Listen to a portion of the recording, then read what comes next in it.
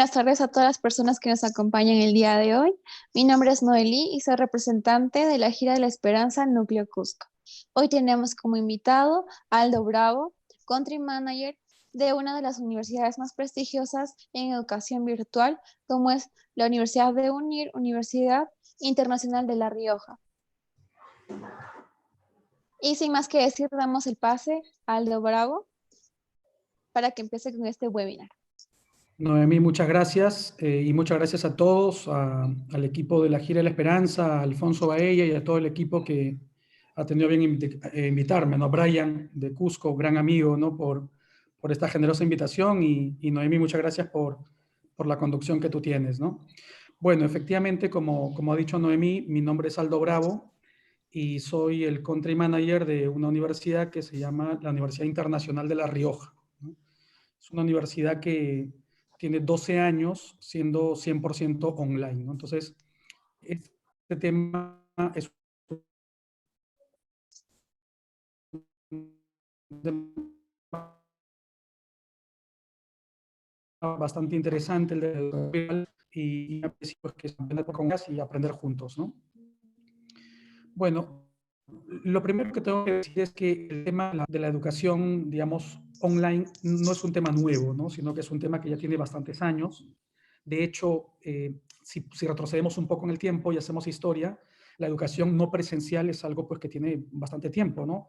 Pensemos simplemente pues, en todos los esfuerzos que se hacían para hacer educación por correo postal, ¿no? Que uno le llegaba pues, a la casa el correo postal y la información que tenía para poder completar con los cursos y etcétera, todo por el... Imagínate que ser post, ¿no? Te lleva a la casa pues, la información, ¿no?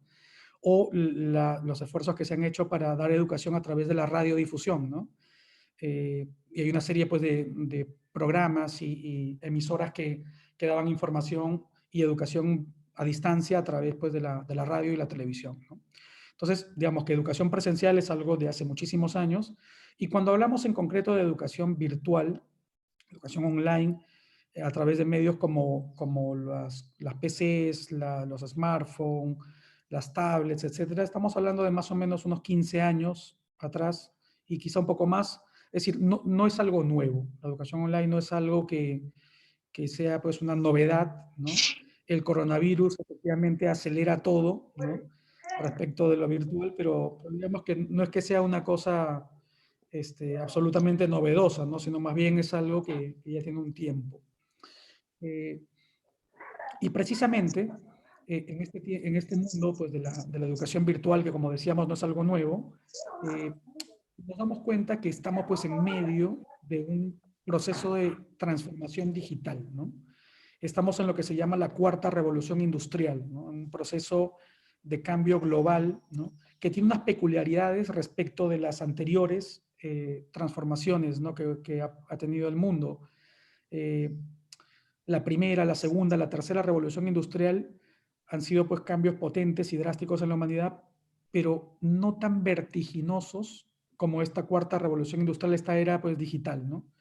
Y un primer concepto en esta era digital es que el problema en esta cuarta revolución industrial no son las tecnologías. O sea, no se trata de adquirir o de desarrollar una tecnología, sino se trata de el uso y la apropiada combinación de lo ya existente, ¿no? Por supuesto que las tecnologías ahora pues, se desarrollan a una velocidad impresionante, etcétera, y hay gente que está en el mundo de desarrollar cosas nuevas, pero lo clave en la transformación digital de las organizaciones no es tanto la creación de nuevas tecnologías, ¿no? Entonces, y lo pongo de esta manera, las universidades el día de hoy se ven forzadas a dar clases virtuales, ¿no? Pasar de lo presencial a lo virtual. Si una universidad tiene más fondos que otra, entonces puede comprar una plataforma mejor que otra, etcétera. Y entonces la tecnología no viene a ser el problema, ¿no? Sino que en la revolución industrial, en esta era digital, el problema somos las personas. Las personas somos el cuello de botella. Entonces, digamos, el inconveniente está en que si las personas somos capaces de cambiar este mindset, somos capaces de entrar en esta transformación digital y realmente incorporarnos a un mundo que ha cambiado ya, ¿no? Bueno, tan antigua es el tema de la educación virtual que la existencia de las plataformas pues es de hace muchísimo tiempo, ¿no? Aquí he puesto yo solamente por poner algunos ejemplos de plataformas, hay muchísimas más, ¿no? Pero digamos que estos son algunos ejemplos de plataformas que existen en el mundo, algunas tan famosas como Zoom, ¿no? A pesar de los recientes problemas que ha tenido Zoom respecto de la seguridad en su plataforma y de gente metiéndose en las clases de los chicos y haciendo cosas indebidas, etcétera, pero en fin, son plataformas que unas y otras se quieren presentar como las mejores, ¿no? Como podemos darnos cuenta, pues todas tienen sus, como se dice, sus pros a favor y sus pros en contra, ¿no? Hay cosas mejores en unas, mejores en otras, pero está claro que, insisto, la tecnología no es el problema. No se trata de que tú ahora tengas pues una plataforma u otra, ¿no? Se trata de que des ese giro, ¿no es cierto? No basta con tener pues un prestigio muy grande el día de hoy, siendo una institución de educación presencial, sino que lo que hace falta es que ahora tengas a todos tus colaboradores, por supuesto a los profesores, ¿no es cierto?, siendo capaces de dar educación virtual, ¿no? Es decir, la UNI, ¿no?, una universidad maravillosa, una universidad de ingeniería muy prestigiosa, tiene pues sus grandes retos al intentar dar educación virtual, ¿no? Imagínense ustedes una clase de fisicoquímica o de termodinámica de manera virtual, ¿no? Y ahora piensen ustedes en retos todavía, ¿no?, en educación básica, ¿no? Piensen ustedes en el kinder, ¿no? O en el nido de infancia, ¿no? Imagínense ustedes a un profesor de inicial de kinder intentando dar unas clases de educación virtual, ¿no? Es decir, hay unos retos muy grandes, pero insisto, las tecnologías pues cada vez no son el inconveniente, sino que están presentes y hay que saber usarlas, ¿no? De hecho, si nosotros analizamos el caso de dos empresas que son como íconos, ¿no?, en el mundo de la transformación digital, como por ejemplo Waze y Apple, ¿no?, podemos darnos cuenta que bueno, ni Waze inventó el GPS, ni Apple inventó la tecnología touchscreen, ¿no? Es decir, no se trata de inventar nuevas tecnologías, ¿no?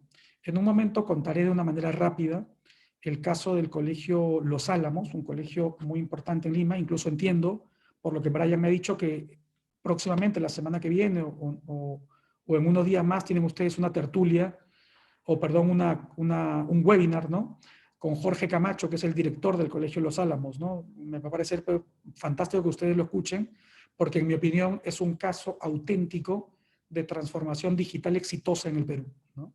No por el coronavirus, ¿eh?, sino porque lo tenían previsto de antes, y en un momento les contaré grandes líneas de esta transformación, pero sobre todo, pues lo clave es que ustedes puedan escucharlo a él, ¿no? Entonces, claro, lo importante en esta revolución industrial cuarta es el uso que hacemos de la tecnología existente, ¿no? Cómo combinamos la tecnología existente de manera que sea lo mejor para nosotros, ¿no? Entonces podemos pensar, por ejemplo, también en Uber, ¿no? El día de hoy se habla de la uberización de la economía, ¿no? Haciendo pues alusión a Uber, esta empresa que todos conocemos. Y claro, o sea, el inventor de Uber es un señor que estaba pues en París y necesitaba tomar un taxi y de repente pues no llegaba el taxi, y él decía, oye, qué fácil sería que yo lo pueda llamar y alguien que esté disponible. Y entonces empezó a pensar en algo que él necesitaba en ese momento y en cómo podría solucionarlo, ¿no?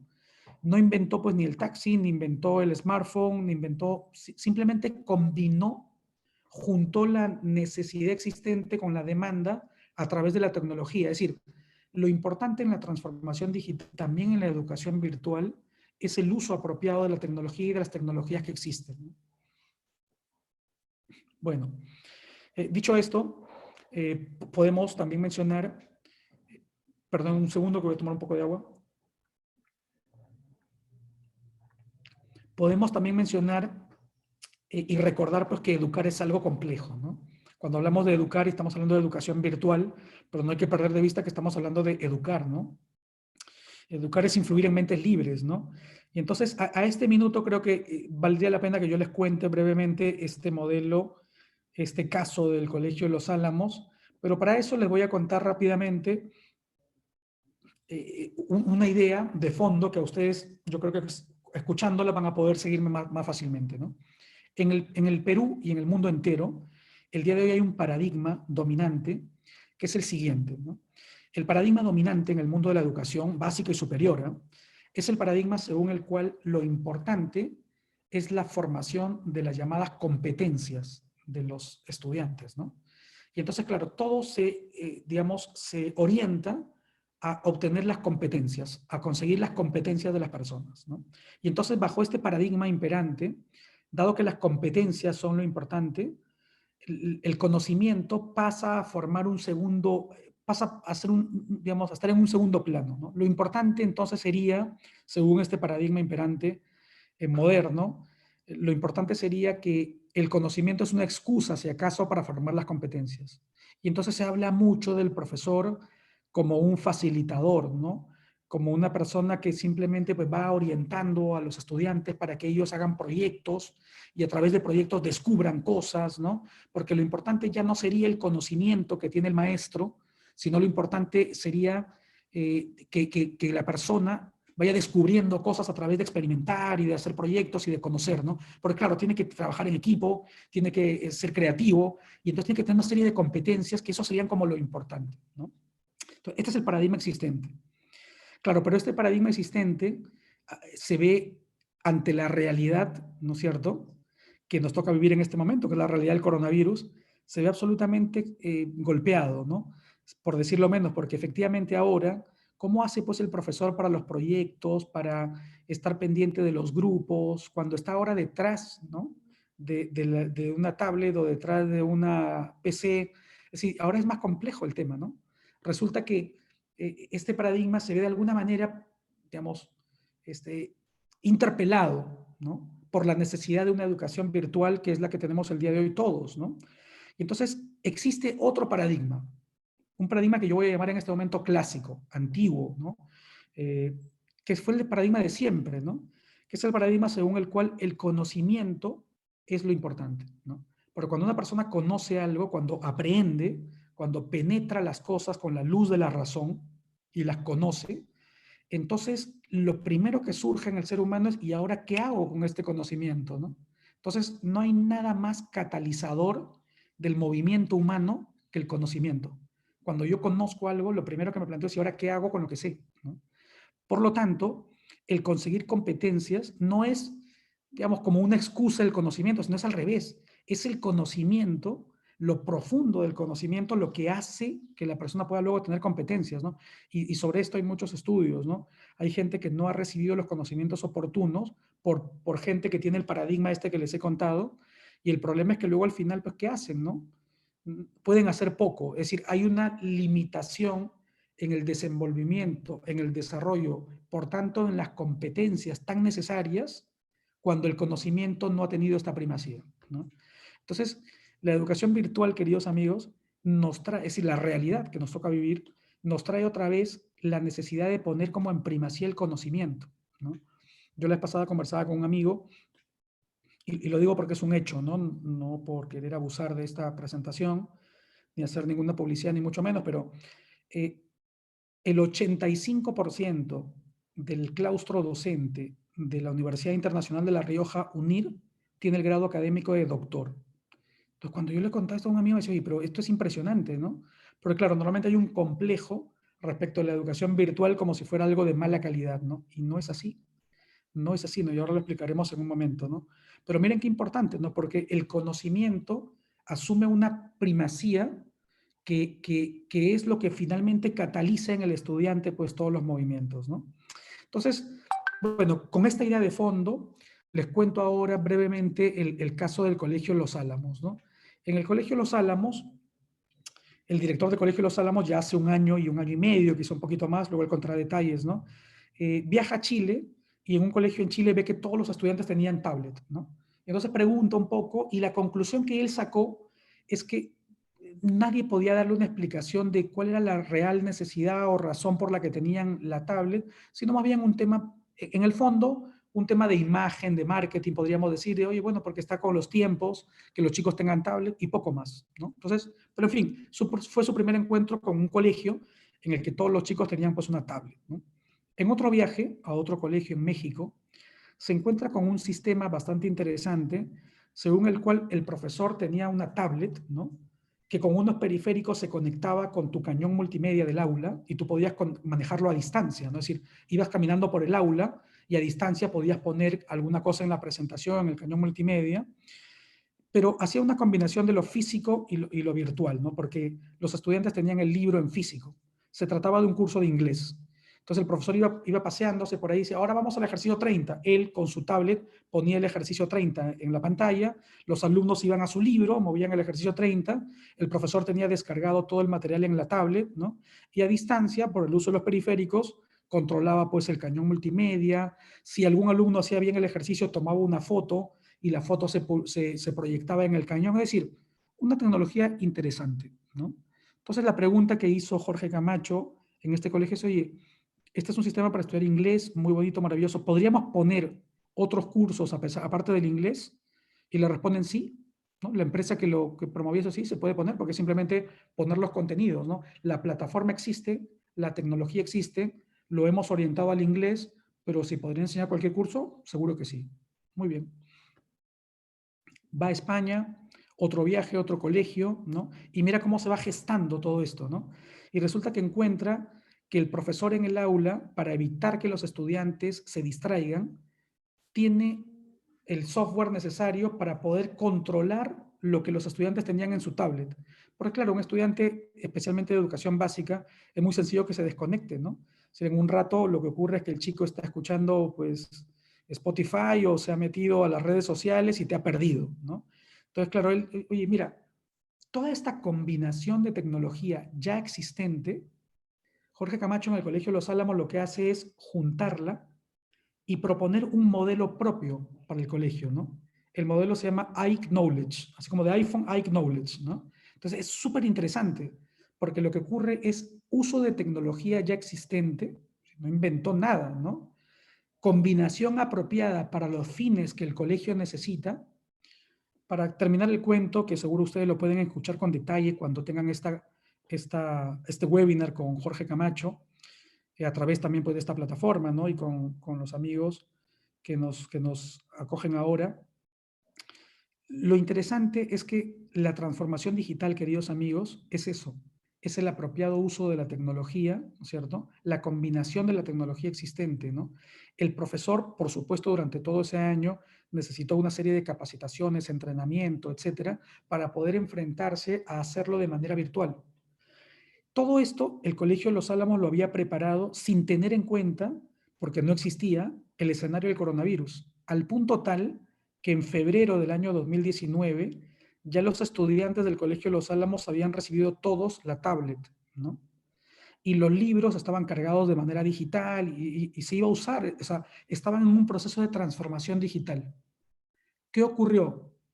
Empieza la cuarentena el día 16 de marzo, como sabemos todos en el Perú, y el paso de hacerlo en el aula a hacerlo de manera remota, porque la tecnología lo permite, el profesor el día de hoy, según el iKnowledge del Colegio de Los Álamos, puede controlar lo que el chico puede ver en su tablet del otro lado de la computadora. Y entonces lo que ocurre es que yo puedo controlar que no se distraiga, sino que esté siguiéndome, que esté todavía conmigo. Entonces, es bastante interesante, queridos amigos, la transformación digital, pues, supone esto, ¿no? Supone una adecuación a las tecnologías, pero pensando en lo que yo requiero, ¿no? Dicho esto, no podemos, como hemos dicho hace un momento, olvidar pues que hay unos grandes retos, ¿no? O sea, no podemos confundirnos, no podemos pensar que dar educación virtual es una conferencia en el Zoom, ¿no? De hecho, cuando uno usa una plataforma virtual, ¿no? Uno tiene una serie de posibilidades en las plataformas, ¿no? Esta que estamos usando ahora, que simplemente es la videoconferencia, es digamos, la cuestión más elemental, ¿no? La herramienta más básica de una educación virtual, ¿no? Es decir, no educar de manera online no es una conferencia en el Zoom, ¿no? Cuando digo Zoom, digo cualquier otra, ¿no? Digo el Blackboard o Webex o lo que quieras, ¿no? O Teams o lo que fuera. Hay muchas plataformas y todas tienen esta cuestión básica que es justamente la videoconferencia, ¿no? Y uno la puede usar hasta para reuniones y para lo que sea. Todo el mundo ve, pues, a los amigos reunidos a través de plataformas digitales, ¿no? A mí en particular, por ejemplo, me encanta el Adobe Connect. Yo veo que en el Perú el Adobe Connect no es muy usado, ¿no? Pues es una plataforma súper robusta. A mí en lo particular me encanta, ¿no? por si ustedes quieren conocer más de otras plataformas, ¿no? Y por otro lado, queridos amigos, el día de hoy, el coronavirus nos ha mostrado que todo el mundo está pensando pues en lo digital, ¿no? Y como la gente está en cuarentena, como me decía un amigo haciendo una broma, decía que ahora la gente cree que el único requisito para dar un webinar es saber leer y escribir, decía un amigo haciendo una broma, ¿no?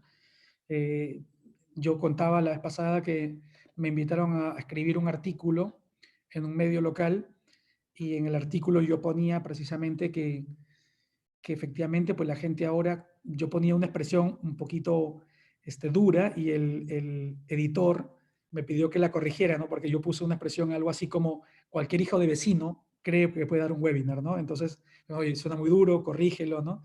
Bueno, ¿cuál es la idea en el fondo? ¿No? La idea en el fondo es la siguiente. Efectivamente, aumenta la oferta de open classes, aumenta la oferta de webinars, ¿no? Cada vez más hay más gente pensando que puede dar algo de sí en el mundo digital, ¿no? Pero en el mundo del marketing, queridos amigos, ocurre lo siguiente, ¿no? Que cuando aumenta la oferta, lo que ocurre es que el cliente, el demandante, se vuelve más selectivo, más exigente con la oferta. Y lo digo de otra manera, ¿no? Cuando en el pueblo solamente existía pues un sastre, no te quedaba otra opción que ir al sastre del pueblo, ¿no? Pero cuando resulta que tienes 10 tiendas que te venden ropa a la medida o customizada o sin hacerlo a la medida, pero digamos con unos precios accesibles y hay forma de escoger a unos u otros, lo que ocurre es que la gente empieza a coger y busca lo mejor. Entonces, ¿qué va a ocurrir en este mundo de la educación virtual, no? Tendencia, ¿no? Ya no es ninguna tendencia, es decir, ya han pasado 2 meses de coronavirus, ¿no? Ya el mundo ya cambió, o sea, no es que va a cambiar, no es que vamos a ver que no, es que ya cambió. Aquella persona que todavía esté soñando que no, mira, cuando termine la cuarentena volveremos a lo normal, se equivocó. Es decir, este mundo ya ha cambiado, ¿no? Y lo que va a ocurrir ahora es que la gente va a ser selectiva y exigente en el mundo de lo digital, ¿no? La educación virtual sí, pero pues ahora dime a quién le has ganado, ¿no? Educación online, sí, pero de calidad, ¿no? Dime qué cosa, cuáles son tus galones, ¿no? La gente va a empezar a exigirlos porque hay tanta oferta. Insisto, ¿eh? Los ejemplos no los pongo yo.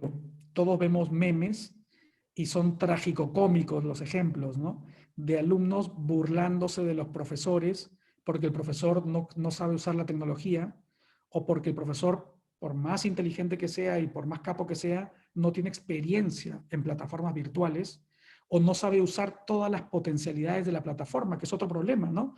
Yo veo con bastante pena, no lo digo así con todas sus letras, a muchas instituciones que pues ponen una plataforma, pero luego no se preocupan porque el profesor esté absolutamente, o sea, un conocedor, ¿no? De las potencialidades de la plataforma.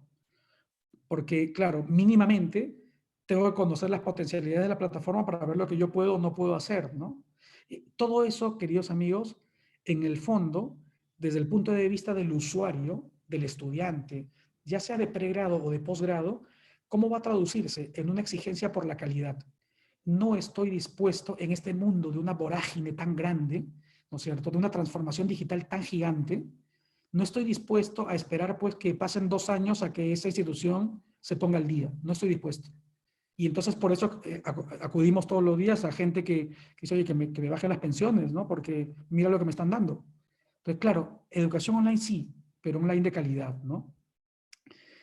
Así como existen nativos digitales, es decir, gente que nació con una tablet entre las manos, en el mundo de la educación también existen pues instituciones digitales, son poquitas, ¿ah? Pero existen, ¿no?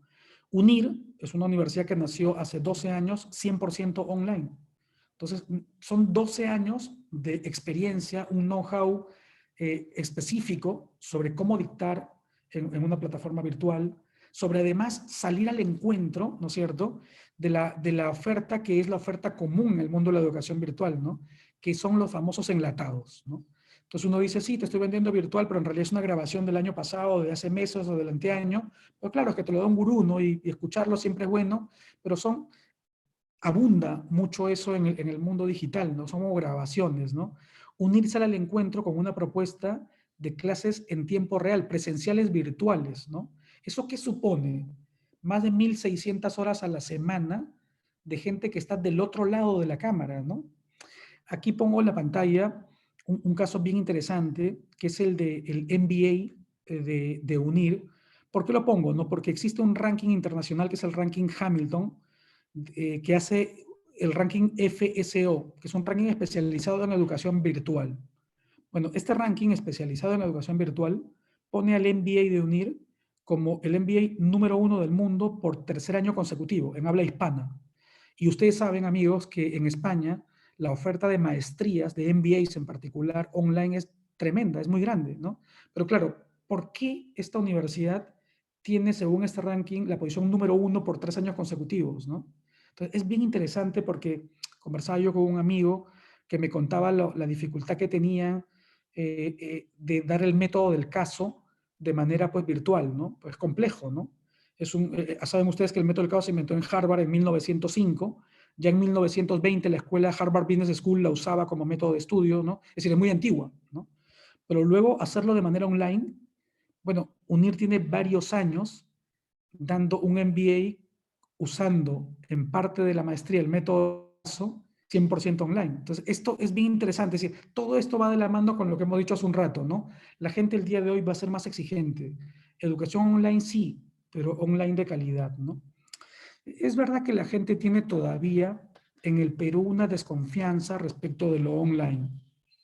Hay mucha gente que te dice, no, mira, virtual, ¿por qué? Y se entiende, ¿no? Yo voy a dar simplemente un par de ideas que creo que ustedes pueden ayudarle a entender, ¿no? En el mundo del marketing, tradicionalmente, el precio se ha vinculado con la calidad. Entonces, cuando yo en el mundo del marketing tengo una oferta de precio bajo, el cliente de manera tradicional asocia el precio con la calidad, ¿no? Y este es un mito, ¿no es cierto?, en la educación online, porque normalmente la oferta virtual es más barata, por decirlo así, que la oferta presencial, ¿no? Pero claro, ¿qué ocurre? Ocurre que en el mundo virtual se da una democratización en dos aspectos de la educación, ¿no? Un primer aspecto es una democratización geográfica, porque basta con que tú tengas acceso a Internet, ¿no es cierto?, en una PC, en una tablet, en un smartphone, y estés en cualquier parte del mundo, en cualquier rincón del Perú, y puedes tener educación de nivel a tu alcance. Entonces, democratización geográfica. Pero por otro lado, también una democratización económica, porque es cierto, no tienes edificios, ¿no? No tienes una serie de activos que sí tienen los que tienen una educación presencial al 100%, ¿no? Esto hace posible que tú tengas unos niveles de costos bastante bajos, porque llegas a mucho más gente con inversiones menores en activos, sobre todo fijos, ¿no? Entonces, esto es bien interesante, queridos amigos, ¿eh? Porque tienes una democratización económica y geográfica de una educación de auténtica calidad. Entonces, lo digo de otra manera para que me entiendas. La SUNEDU en España se llama la ANECA, que es el regulador de la educación superior en España. Bueno, la ANECA le da a UNIR, que es una universidad 100% online, la posibilidad de entregar títulos oficiales. Es decir, existen títulos oficiales en España que por una tradición muy antigua son esos títulos que firma el mismo rey de España, ¿no? Bueno, UNIR entrega títulos oficiales. ¿Eso qué significa? Que la ANECA permite que UNIR tenga estos títulos oficiales porque ha cumplido con los estándares de calidad, porque cumple con las revisiones periódicas, porque sigue la legislación y todas las exigencias de calidad que tiene ANECA, que es igual de exigente que SUNEDU en el Perú. Entonces, esto es bien interesante, ¿no? En el Perú todavía tenemos que dar bastantes pasos, ¿no? Gracias a Dios, hace unos pocos días ha salido pues un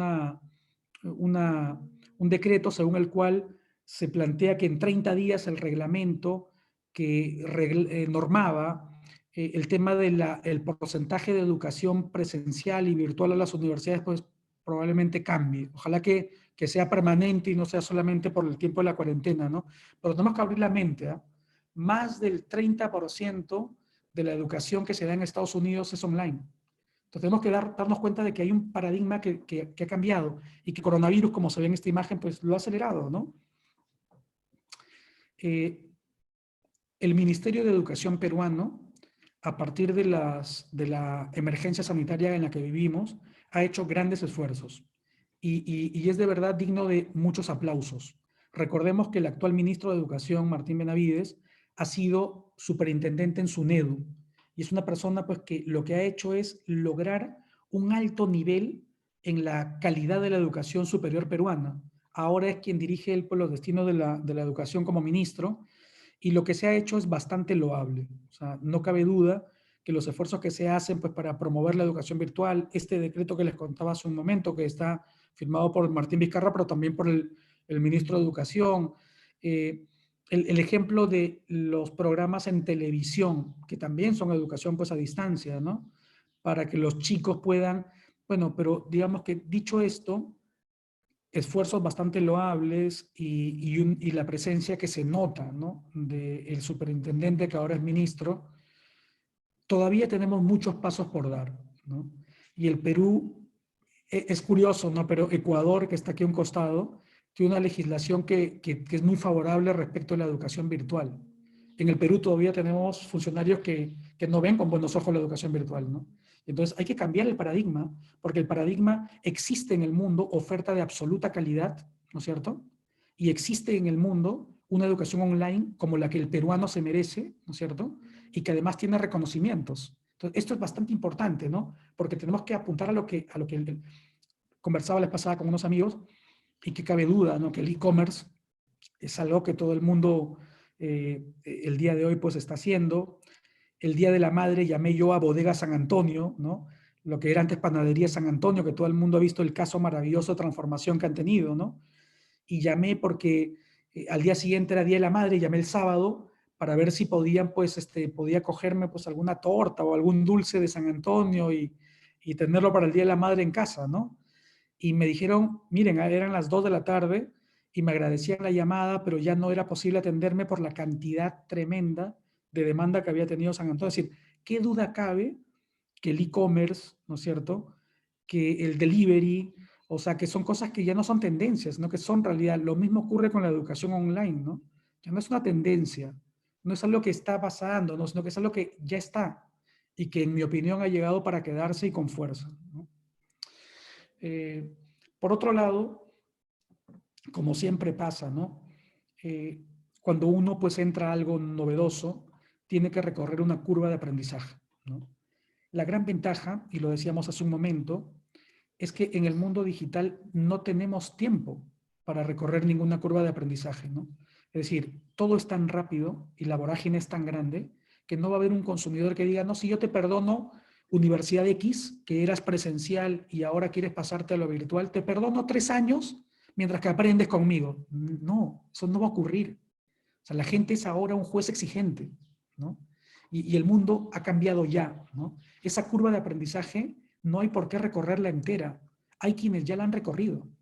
Lo que pasa es que no están en el Perú, ¿no? Y hay que empezar a mirarlos. O sea, honestamente, yo veo que hay muchas empresas ahora, consultoras que han aparecido ofreciéndose como expertos en educación digital y queriendo pues ser contratadas por colegios, etcétera. Y bueno, yo lo felicito y lo festejo, ¿no? Pero hay que tener cuidado, ¿no? Porque en mi opinión no están en Perú los expertos, ¿ah? En Perú no. Miren ustedes el caso de transformación digital que está teniendo el Colegio de los Álamos, que le conversamos hace un momento, ¿no? Chile, México, España, ¿no? Que fueron como los paradigmas que Jorge Camacho tuvo en cuenta para hacer pues este cambio, ¿no? Es verdad que también hay algo potente de la impronta que cada persona, cada líder pone a su organización, y en este caso Jorge Camacho, ¿no? En esta transformación, en mi opinión, exitosísima del Colegio Los Álamos a un tema digital, ¿no? Entonces, amigos, la curva de aprendizaje está, pero no tenemos por qué recorrerla. Yo creo que hay todo un mundo en el que tenemos pues que aprovecharnos de los que ya han pasado por esto, ¿no? Voy terminando para dar pie a las preguntas, tal como me pidió mi amigo Brian, ya voy 35 minutos de exposición y luego pasaremos pues, a hacer preguntas, si ustedes lo desean, ¿no? Y atender consultas de lo que ustedes quieran conversar conmigo, pero simplemente termino esta presentación diciéndoles unas breves ideas que creo que son importantes, ¿no? Idea importante, el paradigma de la educación según el cual el conocimiento, paradigma clásico, ¿no? El conocimiento es el principal accionador de las competencias. Porque cuando la gente conoce cosas, se plantea qué hago con lo que conozco. Entonces, una persona que está metido, si nos están escuchando profesores, ¿no? Que tienen mi máximo respeto, ¿no? Yo los animo a que piensen de esta manera, ¿no? El conocimiento es el principal catalizador, ¿no? Yo les pasaba, conversaba con un amigo y decíamos, ¿no? Siempre hay esa caricatura de Newton, ¿no? Que le cae una manzana en la cabeza y entonces descubre la ley de la gravedad, ¿no? Y no es así, ¿no? Es decir, ese episodio, digamos, esa caricatura, ¿no? De ese episodio, lo que tenía Newton en la cabeza eran miles de conceptos, de ideas, de conocimientos, que quizá con ese episodio simplemente pues se activaron, ¿no? Es decir, la creatividad, como plantean algunos, ¿no? No, tú ve descubriendo, haz proyectos y vas a ver que vas a darte cuenta y vas a descubrir por ti solo. Es decir, eh, cuidado, yo creo que no es así, ¿no? En ese paradigma hay una gran confusión, ¿no? Entre información y conocimiento, ¿no? Hay mucha gente que dice, pero ¿para qué le vas a dar todo esto al estudiante si se va a Google y busca lo que quiera? Es que en Google tienes mucha información, muchísima, pero una cosa es información, otra cosa es conocimiento. Y de esto los que son pedagogos son expertos y pueden explicarlo 1000 veces mejor que yo, que soy ingeniero, ¿no? Es decir, qué distinto es poder transmitir que la persona que está del otro lado pueda aprender algo, pueda hacer suyo aquello porque ahora lo conoce, porque lo ha penetrado con la luz de la razón. Amigos, voy terminando diciéndoles simplemente que la educación virtual no es una tendencia, como saben ya ustedes, ¿no? A 2 meses de haber iniciado la cuarentena en el Perú, estamos a pocos días, ¿no? El 16 de mayo se cumplen los 2 meses. Es decir, la educación virtual es una realidad según la cual cada vez más el consumidor, el usuario de educación digital va a ser más exigente. Entonces, lo que hay que hacer es no recorrer toda esa curva de aprendizaje porque si no eso va a costar mucho dolor. Ya vemos ahora alumnos que se retiran de universidades, promociones enteras que salen de escuelas de negocios. Es decir, es terrible lo que está pasando, ¿no? Y está pasando porque a lo mejor en su momento aquellas instituciones no se preocuparon por lo que es ya una realidad, no de ahora. Ya digo, la educación virtual no es de ayer, tiene muchos años, ¿no?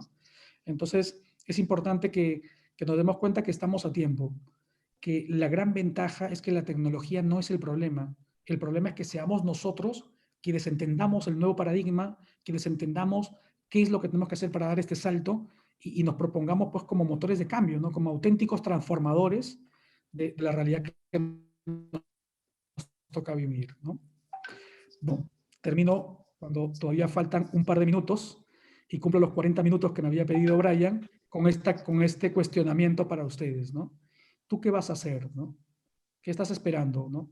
¿Vas a esperar que termine la cuarentena y vas a volver a lo de siempre? ¿O vas a cambiar la forma de pensar? ¿Qué es lo que tú pretendes hacer, no? Te lo planteo porque, insisto, ¿no? El mundo ya cambió y lo que hay que hacer es, pues, cambiar, ¿no? Depende de ti, depende de lo que quieras hacer. Yo creo que estos espacios de conversación son bastante importantes porque nos abren luces y nos dan ideas, pero sobre todo depende de ti. Porque como hemos dicho hace un momento, el gran cuello de botella, el gran problema de una transformación digital es la persona, ¿no? ¿Qué persona? Las personas de la propia organización, los profesores, los docentes universitarios, la gente que está metida en sus organizaciones y que ahora tiene que cambiar la forma de pensar, ¿no? Ellos somos el cuello de botella, ¿no? Por último, los que algo saben de transformación digital y de todo esto, que como digo, no es novedoso, sino que ya tiene un tiempo, saben que todo esfuerzo de transformación digital tiene como eje, y siempre se dice esto con claridad, ¿no? En lo que se llama el customer centricity en inglés, ¿no?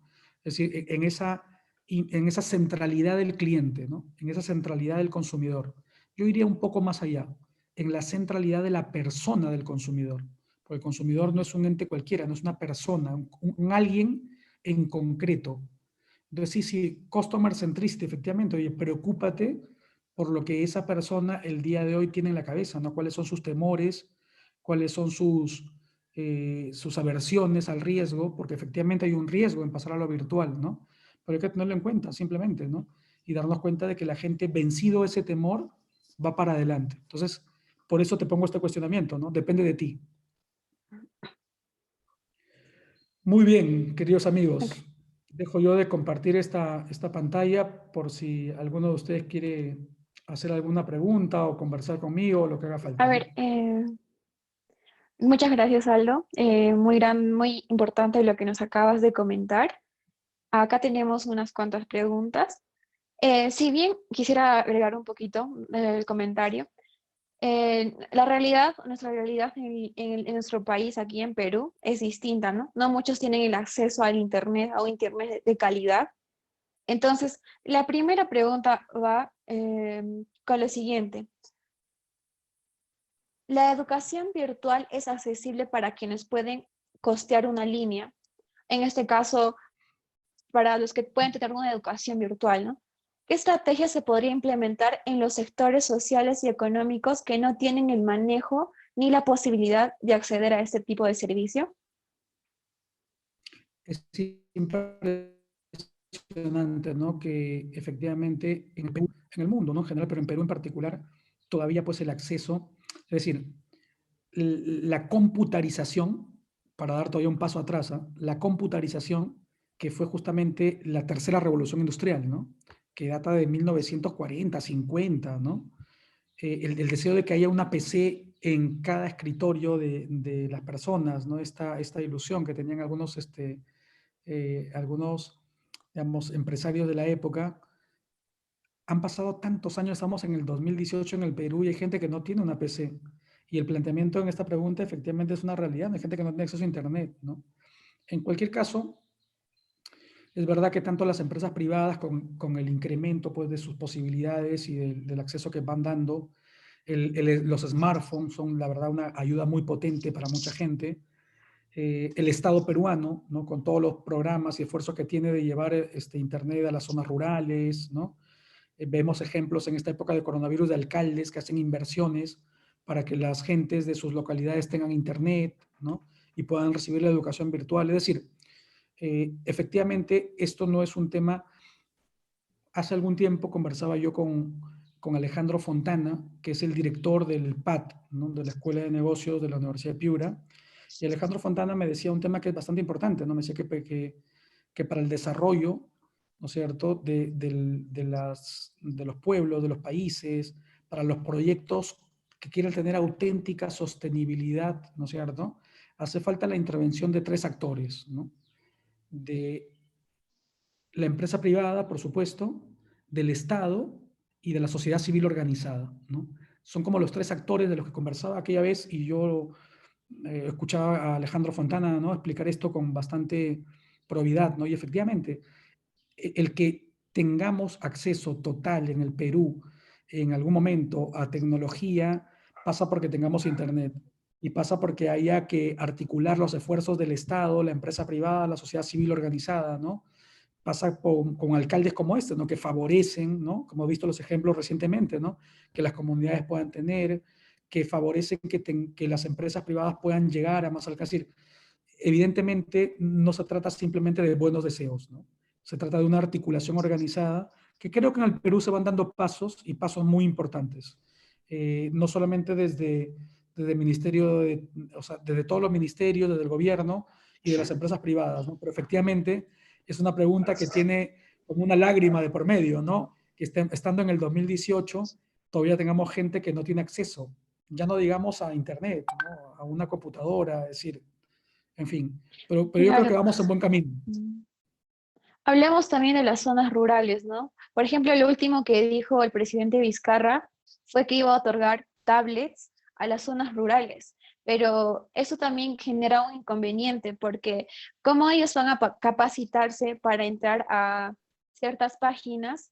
Y también, o sea, el Internet, o sea, la tecnología puede tener desventajas, ¿no? En las personas que no lo sepan manejar. Y ahí estaríamos hablando de qué ventajas y desventajas nos estaría trayendo la educación virtual. Yo creo que la educación virtual esta educación virtual de la que hemos hablado, ¿no? Una educación virtual de calidad, ¿no? Una educación virtual en la que se cuida mucho, pues, el conocimiento como primacía del desarrollo de las capacidades de las personas, ¿no? Trae muchas ventajas, ¿no? La primera ventaja, la dijimos durante la exposición y la repito ahora, es la democratización, es decir, el poder llegar a muchos, ¿no? El poder llegar, piensa tú en este momento en un funcionario público del Banco de la Nación que ha sido asignado pues a un pueblito, ¿no es cierto?, en las lejanías de la selva o de la sierra peruana, ¿no? Piensa tú ahora mismo en un ingeniero de minas que resulta que tiene que vivir 27 días o 25 días o 20 días al mes o 20-10 o 27-7 o en esta modalidad de trabajo en un campamento, ¿no? Y por lo tanto, pues no tiene la posibilidad de estar físicamente en ningún lado, ¿no? Y además campamento minero que suelen estar pues en lugares bastante lejanos de nuestra geografía, ¿no? Entonces, claro, primera ventaja de la educación virtual, la democratización geográfica. Entonces, una cosa bastante potente, ¿no? Segunda ventaja, la democratización económica, ¿no? Porque hay gente que no puede pagar pues una maestría de 30.000 euros o de 30.000 dólares, ¿no? Pero sin embargo la educación virtual te lleva a una posibilidad distinta, es decir, de absoluta calidad, insisto, el título oficial de España se da solamente a las universidades que la ANECA autoriza a dar título oficial. Es con la licencia que te da SUNEDU, es lo mismo, ¿no? Es un nivel de calidad. Entonces, no pensemos con el paradigma de que no, como es virtual debe ser mala, no, no es así, no es correcto, ¿no? Bueno, no todas, ¿no? Pero en fin, lo importante es que tengamos, esta es otra ventaja, ¿no? Las tecnologías per se no son malas. Eh, Dicho esto, efectivamente uno puede pensar cuando uno tiene acceso a la tecnología, pues que en las páginas de internet, en las redes, no siempre hay cosas buenas, ¿no? Hay cosas, por ejemplo, moralmente deplorables, ¿no? Pornografía, información negativa. Si uno pone, por ejemplo, en internet, y no quiero hacer publicidad de esto, por favor no lo hagan, ¿no? Pero si uno pone cómo hacer una bomba, y seguro que hay tutoriales, ¿no? Para poder hacerlos, ¿no? Y cómo hackear, no sé qué, y hay tutoriales de todo, ¿no? Pero claro, hay cosas que son inmorales, ¿no? Hay límites que hay que tener. Entonces, la tecnología para eso no es mala. El uso que hacemos puede llegar a ser complicado y negativo, ¿no? En todo caso, siempre en el mundo de la educación, y en particular lo refiero yo al mundo de la educación virtual, yo estoy metido en una universidad virtual. En el mundo de la educación, en el mundo de la universidad, en el fondo, la universidad es el lugar por excelencia para buscar la verdad, ¿no? Así se concibe la universidad, ¿no? La universidad es el lugar donde lo que importa es la verdad. ¿Qué cosa es la verdad? La realidad de las cosas, ¿no? O sea, no se trata de lo que yo creo, me parece o te parece a ti, sino se trata de lo que es. Lo que es, o sea, la realidad es la verdad, ¿no? Este es el concepto último de una universidad, ¿no? La búsqueda de la verdad, ¿no? Y cuando hablamos de universidad digital, estamos hablando de la búsqueda de la verdad también. Es decir, no por ser una universidad virtual se permite pues el uso de la mentira, el engaño, no, porque, o sea, el conocimiento es el llegar a conocer las cosas como son, no como me parece a mí que son, ¿no? Esto es un tema de fondo que podría dar para largo, para otro webinar, pero digamos que, digamos, las ventajas de la educación virtual son muchas, ¿no? No pensemos que hay una desventaja por el uso de la tecnología, ¿no? Ni pensemos que porque una zona rural el día de hoy no tiene acceso a Internet, entonces está mal que el presidente se plantee entregar tablets, ¿no? Por supuesto que si no articula todo lo necesario para que esto funcione, seguramente pues será una inversión malgastada, ¿no? Pero dicho esto, estoy seguro que en el gobierno se están haciendo o intentando por lo menos hacer los esfuerzos para articular todo aquello que signifique, y si no lo están haciendo, deberían estar haciéndolo, ¿no? Más Genial. preguntas. También se tomó en cuenta las competencias, ¿no? Que en la educación, por ejemplo, presencial se trabaja por competencias. En el aspecto virtual, ¿cómo se haría para trabajar en la competencia de socializar o de hacer actividades como de laboratorio de campo? O sea, es la pregunta que tiene que estar relacionada con cómo desarrollar las habilidades del estudiante en actividades de campo. Y bueno, la siguiente pregunta también sería, ¿Cuán alejados estamos de otros países en educación virtual? Eh, la primera pregunta, más fácil de responder es la segunda que la primera. Y empiezo por la segunda, ¿no? ¿Cuán alejados estamos de los países? Ya comenté algo sobre Ecuador, que nos lleva, creo, bastante ventaja en legislación sobre lo virtual. Sin duda alguna, Brasil es quien nos lleva la delantera en la América Latina tremendamente en educación virtual. El mundo entero apuesta por la educación virtual. España ofrece títulos oficiales que son 100% virtuales, lo mismo México, ¿no? En el Perú todavía estamos dando pasos y yo creo que los iremos dando. Entonces todavía tenemos camino por recorrer respecto de la segunda pregunta, ¿no? Respecto de la primera pregunta, eh, yo no soy un experto en pedagogía, pero sí es verdad que dependiendo del nivel en el que te encuentres en la educación, por ejemplo, en la educación básica, es muy importante pues la formación de las competencias, por supuesto. O sea, cuando yo digo que la competencia, pues, ese paradigma reinante, según el cual lo único importante es la competencia y el profesor solo es un facilitador y por lo tanto que organice solamente pues discusiones y proyectos, eso me parece que es un error a mí en lo personal, ¿no? ¿Por qué? Porque el conocimiento, como ya hemos dicho, es el principal catalizador. Dicho esto, efectivamente en la educación básica existen recursos que uno puede usar en la tecnología digital para poder generar, porque es importante generar competencias, ¿no? Ya cuando haces una maestría es diferente, ¿no? Porque probablemente en una maestría, aun cuando también son importantes las competencias, el nivel es distinto que en la educación básica, donde todavía es mucho más importante, ¿no? Entonces a esto yo los animo a los que quieran, ¿no? El día de mañana miércoles, por ejemplo, al mediodía, hay un webinar que ofrece UNIR gratuito, precisamente sobre gamificación, ¿no? Sobre cómo los juegos pueden acelerar temas de capacidades y temas relacionados a estas cosas que preguntaban, ¿no? Temas de sociabilizar, etcétera, y cómo se pueden hacer de manera digital. Es decir, hay una experiencia muy grande en estos 12 años de UNIR en hacerlo 100% digital, ¿no? Eso es el día de mañana lo que le interesa, si quieren, a través de Brian o de los organizadores, yo les puedo pasar la información para que lo compartan. Y el día jueves, por 3 jueves consecutivos, hemos montado un programa que se llama De lo presencial a lo virtual, en el cual unos expertos, ¿no es cierto?, van a dar unas técnicas para profesores, y no solo profesores, sino para capacitadores, para facilitadores de empresas que quieran pasar de lo presencial a lo virtual. Entonces yo creo que allí podremos profundizar un poco más, y en cualquier caso los animo, ¿no?, al equipo organizador de estos webinars que inviten, ¿no?, a alguien especialista en este tema, que si quieren luego podemos conversarlo para ayudarles, pero sí es un tema importante. Es decir, sí se pueden lograr competencias a través del uso de las tecnologías y sí se pueden utilizar herramientas tecnológicas para favorecer las competencias tan deseadas. Pero eso no quita que tengamos en cuenta que el principal catalizador en el ser humano de la acción es el conocimiento. Hace pocos días veía una publicidad de una institución XWY que decía, ¿no? Lo importante en el directivo es el hacer. Y yo lo leía y decía, no estoy de acuerdo, ¿no? Efectivamente, un directivo es un practitioner, ¿no? Es una persona que tiene que hacer cosas, hay que decidir, ¿no?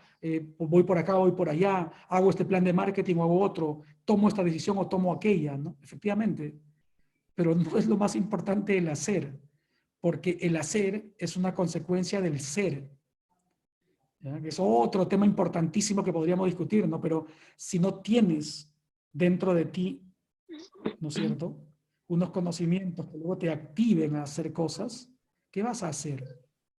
Pero lo importante en el directivo, no estoy de acuerdo en la expresión de aquella institución XWY, ¿no?, que decía, lo importante es el hacer. No, no, lo importante es el ser, para que puedas hacer cosas, ¿no? En fin, más preguntas. Ok, esta es ya una pregunta personal. Hoy en día vemos que se está hablando mucho del transhumanismo. ¿Usted cree que este aspecto de la humanidad que se está haciendo más visible cada vez, y no solo hablamos de educación, sino en todos los aspectos, como las redes sociales, muchas plataformas que hoy en día se están usando, así también las aplicaciones, Entonces, ¿usted cree que el transhumanismo es algo positivo o va a venir a ser algo negativo? Depende de lo que digas de transhumanismo, porque cuando se habla de transhumanismo hay tantas ideas y tantas cosas que antes de responderte, ¿qué es lo que tú entiendes por transhumanismo? Y te respondo. Claro que el ser humano hoy en día se está haciendo tan virtual y tecnológico que tal vez está dejando de lado lo que es el humanismo normal que teníamos, ¿no? Como sociedad, o el de compartir, o el de estar presencialmente ahí con todo lo que es hablamos de los sentimientos, los pensamientos. Entonces, las tecnologías están haciendo que hoy en día las personas ya no tengan esa comunicación, ¿no? Es interesante, ¿no? Porque cuando uno habla de transhumanismo, por eso te hacía esa Ujú. pregunta, hay gente que plantea este concepto, ¿no? Como un concepto muy positivo, ¿no? Porque efectivamente hay muchas cosas ventajosas en la tecnología, etcétera, ¿no? Por ejemplo, hace un rato decíamos, ¿no? No hay que confundir información con conocimiento, pues la información es una cosa que ya no hace falta pues tener los tomos de libros en tu casa, no tienes todo el acceso a un clic de distancia, ¿no? Por otro lado, hay gente que lo plantea como una cosa negativa por lo que tú acabas de explicar, ¿no? Que es este tema de, por ejemplo, la falta de comunicación en la familia, etcétera, ¿no? ¿Qué es lo que yo te puedo decir? La realidad siempre se impone y la realidad el día de hoy, en la época del coronavirus, está demostrando que lo importante es justamente esas relaciones humanas.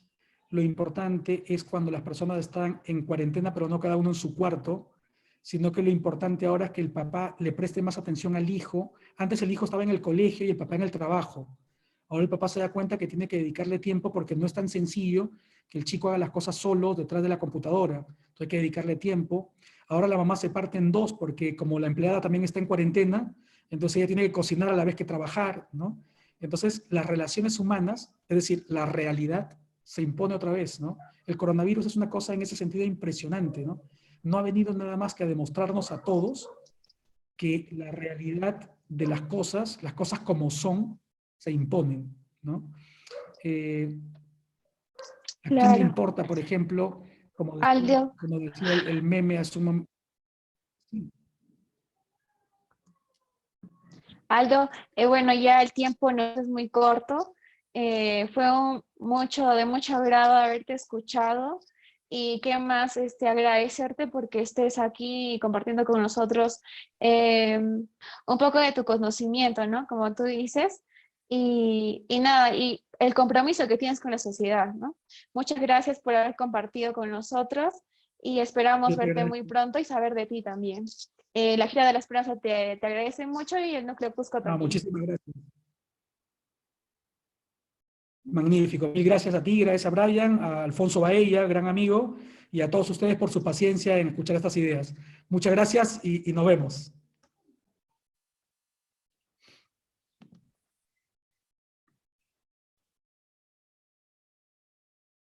Bien, eso es todo. Terminamos con esta proyección. Muchas gracias a Aldo, a Lizzie, a Brian, a Brad, a Sandy,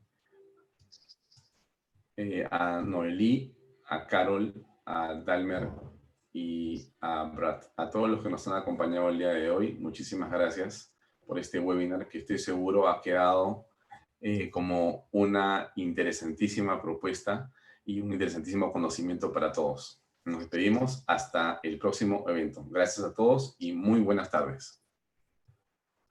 Gracias.